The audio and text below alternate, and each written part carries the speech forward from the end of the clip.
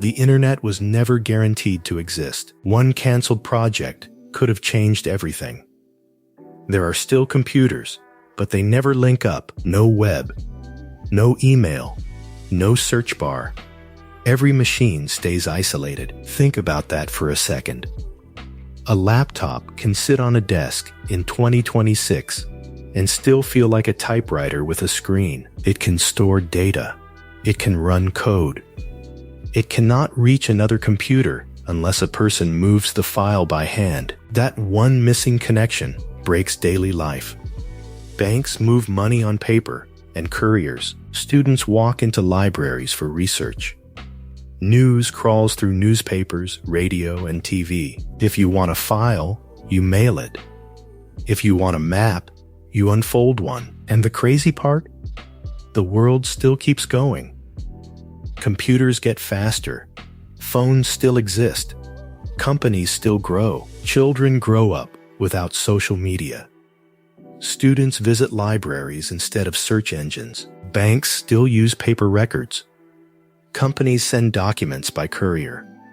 News travels through newspapers, radio, and television. Not instantly. Not globally.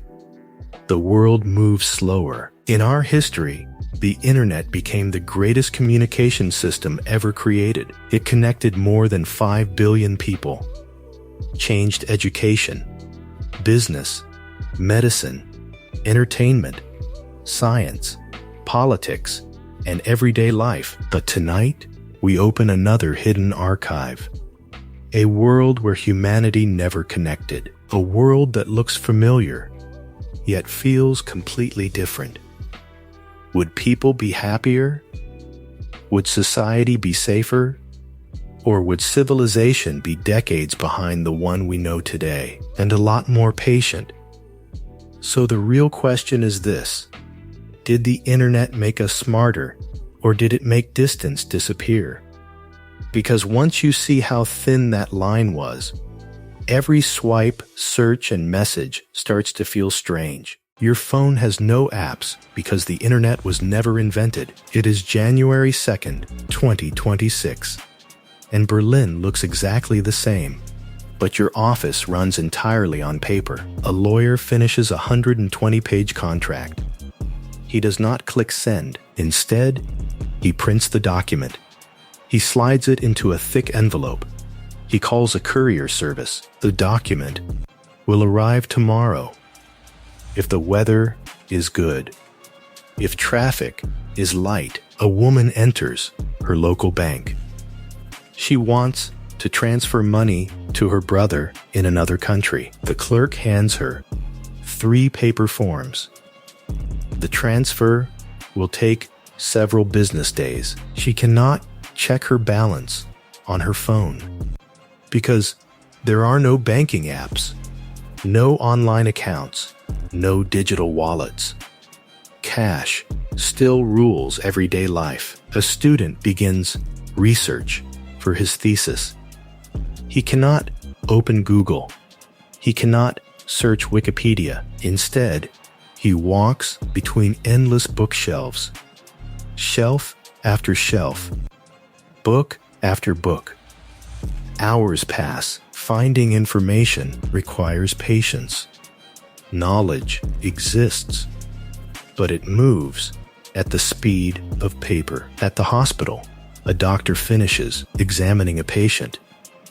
He needs the patient's history immediately, but the records are stored at a clinic 50 miles away. They must send the paper file by mail. It will arrive tomorrow, or maybe the day after. Medicine saves lives, but vital information travels slowly. Sometimes too slowly. At noon, a massive earthquake strikes the Pacific.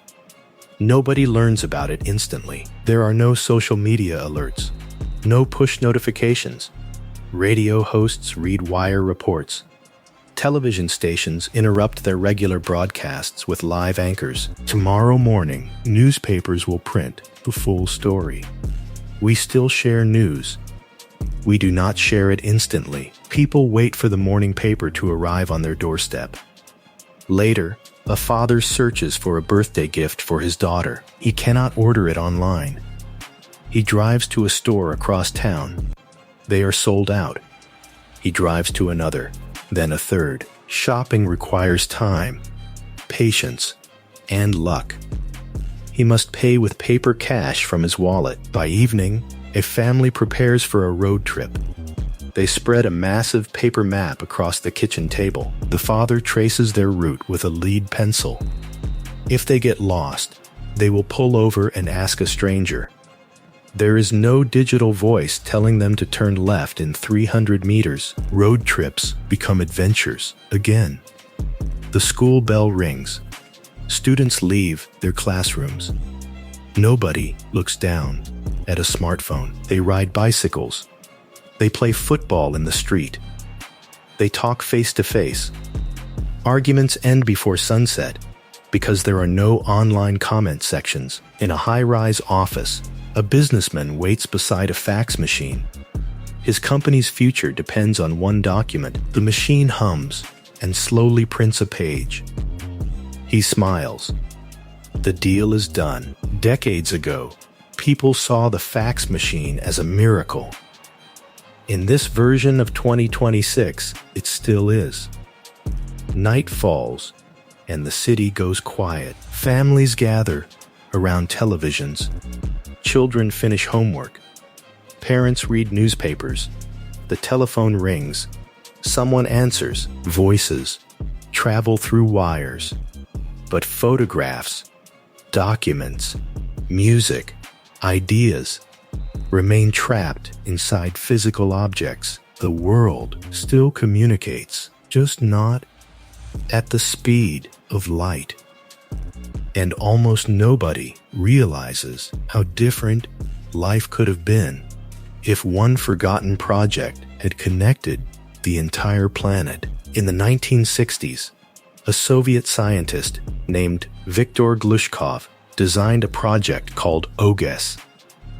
It was a plan to connect thousands of computers across the Soviet Union. It would have managed the entire economy in real time. But government bureaucrats killed the funding. They feared losing control. If they had built it, the digital age would have started decades earlier. Instead, we live in a world of paper maps and fax machines.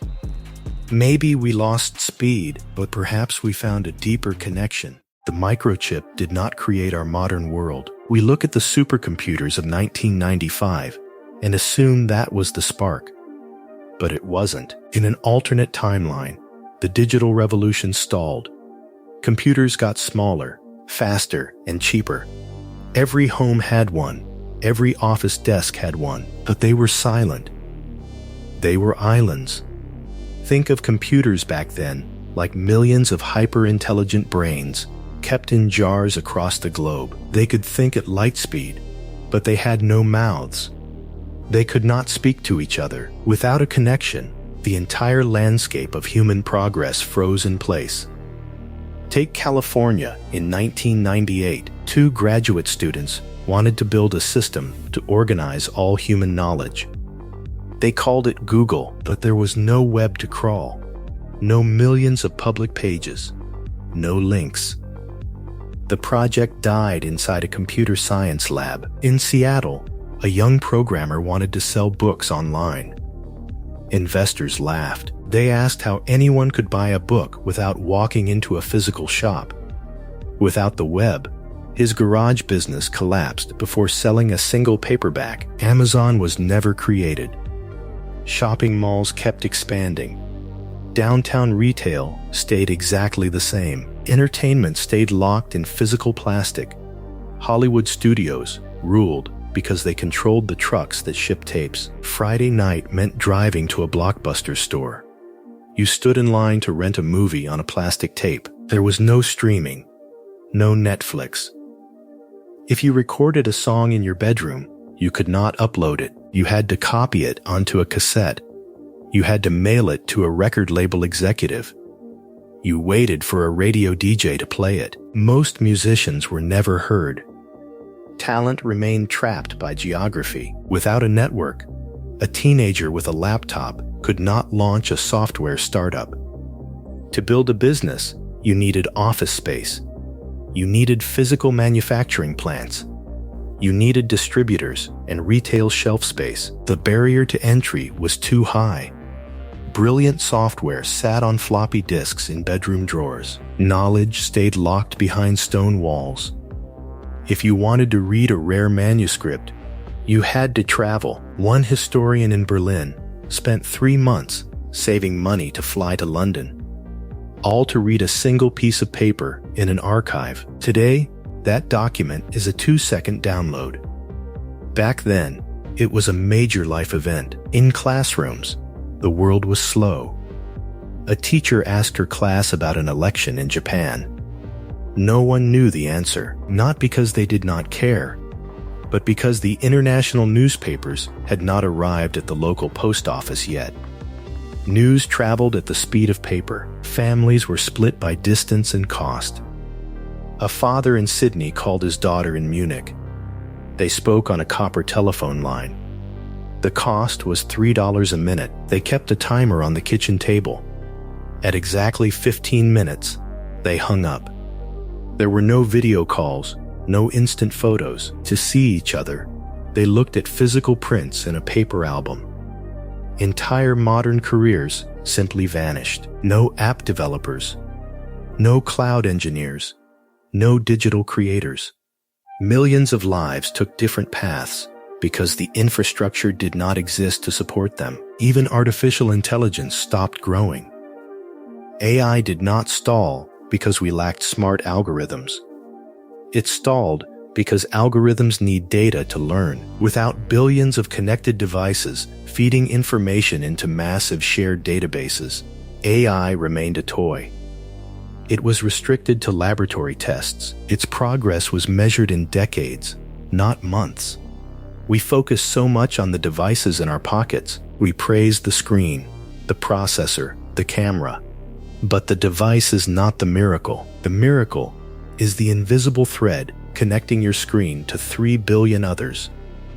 The computer gave us power, but the connection gave us our world. If social media never existed, you would currently know exactly 40 people without an algorithm feeding you 3,000 faces a day.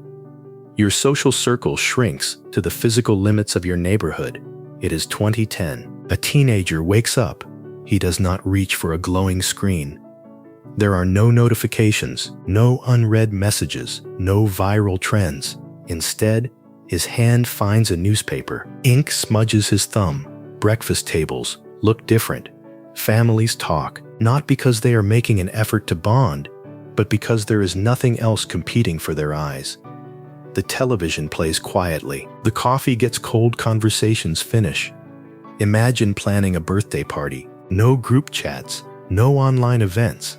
You call one friend on a landline. That friend calls another. The chain moves slowly.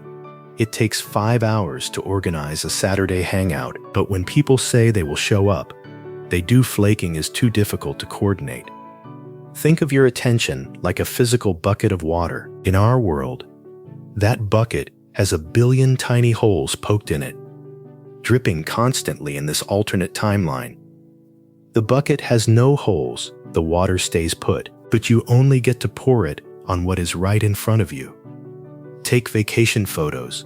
A couple returns from a week in Miami. They do not upload 200 pictures to an album they walk to, a local pharmacy. They drop off 3 rolls of film. They wait 3 days. Then they slide physical prints into a plastic binder. 6 months later, friends visit. They sit on a fabric sofa. They flip pages together. They laugh. Memories are shared face to face, or not at all. The news moves at a crawl. A massive protest erupts in Paris. Thousands fill the streets. Police block the roads. But there are no live streams, no citizen journalists. The world finds out tomorrow morning. Traditional news anchors decide what you see. Information travels. But it has gatekeepers. Elections are physical marathons. Candidates cannot go viral. They cannot use hashtags. To win, a politician must stand on a wooden box in a town square. They must shake hands with factory workers. They must speak to crowds in small school gyms. They win through handshakes, not algorithms, no targeted ads, no bots. Only human contact. Business is hyper-local. A bakery makes the best sourdough bread in Chicago. The neighborhood knows it. The next town over has no idea. There are no online reviews, no digital ad. Success depends on word of mouth. Local businesses stay small. They focus on quality, not scale. The same goes for art. A young guitarist writes a masterpiece in his bedroom, but there is no Spotify, no TikTok. He cannot upload a video and wake up famous. He plays in dark bars. He performs at street festivals. He hopes a record label executive walks through the door. His career depends on pure luck. One random Tuesday night changes everything, or nothing. Some of our worst modern problems vanish. There is no cyberbullying, no comparison envy, no influencers selling fake lifestyles. But a deeper problem emerges too. If you are a teenager in a small town with a rare hobby, you are completely alone. There are no online forums, no global support groups. You cannot find your people. The world feels safe, but incredibly small. School ends at 3 kids walk home. No one looks down at a screen. They ride bicycles. They play football in the street. Arguments happen, but they end before dinner. Embarrassing moments are forgotten. No one recorded them. No one posted them. Childhood exists only in your head, not forever on a server. You get to grow up in private nightfalls. The city lights turn on. Inside millions of homes, people read paperbacks. They play board games. They listen to records. The silence feels heavy, but it is peaceful. We traded local peace for global noise. You get to see the whole world now, but you might not know the person living 10 feet away. An internet blackout would not collapse the global economy. Ships still cross the oceans. Factories still produce goods. And banks still trade every morning. Picture New York at 8:30 a.m. Traders gather on the floor before the opening bell. Huge electronic screens display prices. But those screens are not connected to millions of retail investors, only licensed trading terminals inside financial institutions. An investor in London cannot buy stock with a phone tap. He calls his broker. The broker places the order. Minutes pass, sometimes hours. Fortunes are still made, but much more slowly. Now, look at Germany. A car manufacturer needs a replacement part. Today, that request flashes across the globe in milliseconds. In this world, a fax machine hums, then a telephone confirmation, then a courier. Production pauses. Workers wait. One missing part can stop an entire assembly line. Efficiency exists, but perfection does not. Think of it like swapping a high-speed bullet train for a bicycle. Consider a small business. A woman opens a handmade furniture shop. Her craftsmanship is exceptional. Local customers love her designs, but her reach stops at the city border. Without a website, online ads, or global marketplaces, her business cannot scale. At the airport, an international flight lands. Business travelers walk toward passport control, carrying heavy leather briefcases. They are stuffed with paper contracts, printed reports, blueprints, and catalogs. Documents that fit on a tiny memory card now require physical luggage. The airplane carries information, not only passengers. This changes how companies research. A multinational corporation needs market data. Employees cannot search Google. Instead, entire departments collect physical reports.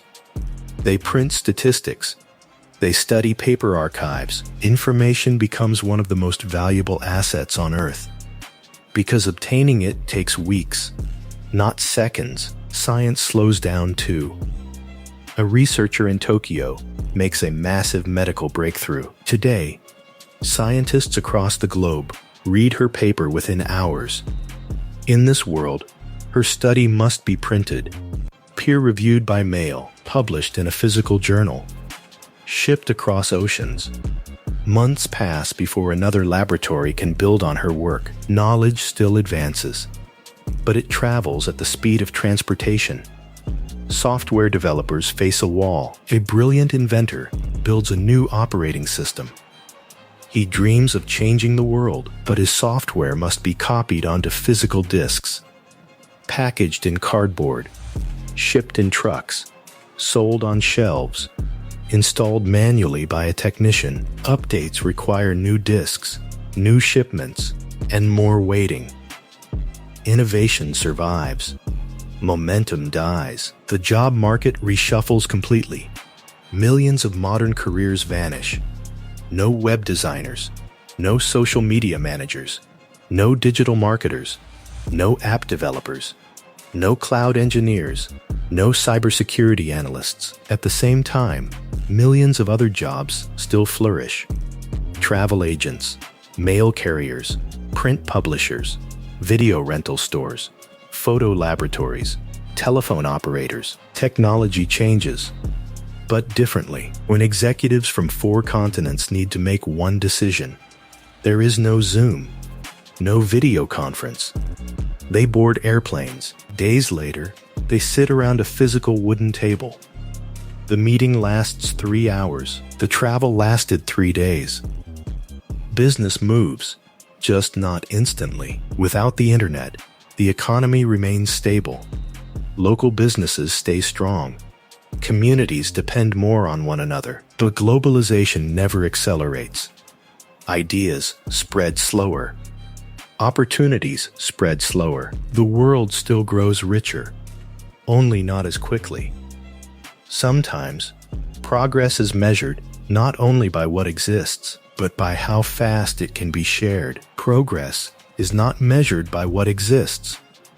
It is measured by how fast we can share it. The year is 2026, and you haven't looked at a screen all day, not because you are on a digital detox, but because the global nervous system we call the internet was never built. Look around. The cities look identical. The streets are packed. The high-rises still scrape the sky, but beneath the concrete, the invisible threads do not exist. The television plays the evening news. The kids ask questions about a storm across the ocean. The parents answer using their own memories. Nobody reaches into their pocket. No screens glow in the dark. No notifications disrupt the conversation. When the news anchor says goodnight, the screen goes black. The room falls quiet. But nobody rushes to fill the void. Silence is normal again. In a classroom, a teacher points to a massive paper map. Today, they are studying Tokyo. A student asks to stream a live webcam of the Shibuya crossing. The teacher smiles and says no.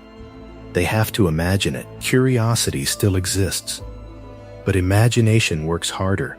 In the city hospital, surgeons perform a complex heart bypass. They use advanced tools. They are highly trained, but their knowledge is isolated. A breakthrough in Zurich takes 6 months to reach New York. It cannot be emailed. It cannot be uploaded. It must be printed in a medical journal. It must be shipped across the ocean.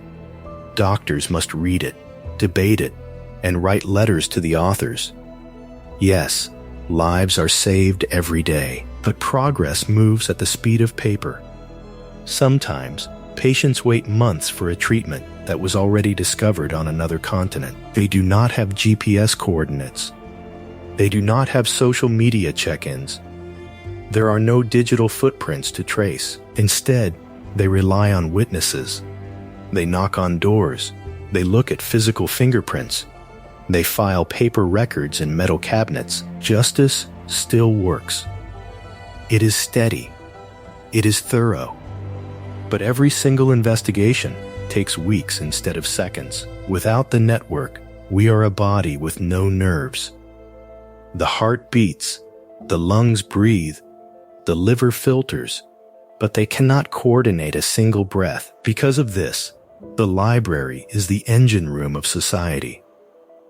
To build a bridge, you do not open a tab. Every profession begins here.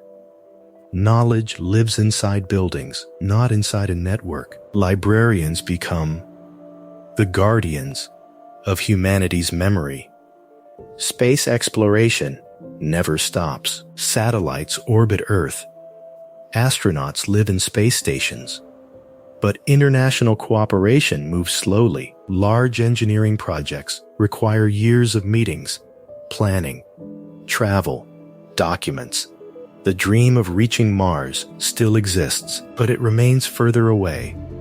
A 12-year-old boy receives his first computer. It is fast. It has a powerful processor. He turns it on and stares at the empty desktop. He asks his father what the machine can do. His father says it does whatever you build yourself. The boy learns programming, drawing, writing, music. His computer becomes a workshop, not a window to the world. He is a creator, not a consumer. Down the hall, an old man opens a wooden box. Inside are 300 letters. They span 50 years. Every birthday is captured in ink. His granddaughter asks why he never texted. He explains that they did. It took a week to arrive. But when it did, it was an object you could hold. A treasure you could keep in a box forever. Would we be happier in this world? Maybe. Loneliness would still exist. Crime would still happen, but the rhythm of life would slow down. We would trade instant answers for deep focus. The internet did not simply connect computers, it fused our minds. Without it, we can still build a massive civilization. We cannot build a unified one. Sometimes the most powerful technology is not the one we see. It is the invisible web we forgot how to live without. The internet did more than connect computers. It connected ideas, families, businesses, universities, hospitals, dreams. Without it, humanity still becomes a great civilization, but not a connected one. Sometimes history changes, not because of the invention everyone notices, but because of the one nobody imagines living without. The world looks familiar. The same cities, the same countries, the same people. But beneath the surface, everything feels different. The internet was never a guaranteed invention. In fact, we came within inches of a timeline where it simply never existed. Imagine that world. The year is 2026. The world continues. It moves forward, exactly as it always has. Children are born in quiet hospitals. Cities expand with concrete and steel. Scientists scribble formulas on green chalkboards. Artists paint on physical canvas. Families sit down for dinner. And not a single person is looking down at a glowing screen. Life found a way to thrive without a digital network. So we have to ask the hard question: was humanity better off without it? There is no simple answer here, but others would remind you of the massive human cost. Millions of brilliant minds remain trapped in isolated towns. They never found the tools to escape their circumstances. They never shared their ideas with the world. Our timeline chose connection. But that connection came with a massive bill. The internet became our largest library. It became our fastest marketplace, our biggest classroom, our loudest public square. It spread medical breakthroughs and beautiful art. But it also spread poison, systemic harassment, engineered outrage, total physical isolation. We brought the fire inside our homes. Now we are trying to survive the smoke. Behind the right door is a quieter civilization. It is slower, more local. You rely on your neighbors for help. You wait weeks for letters. You live in the physical present. Which door do you open?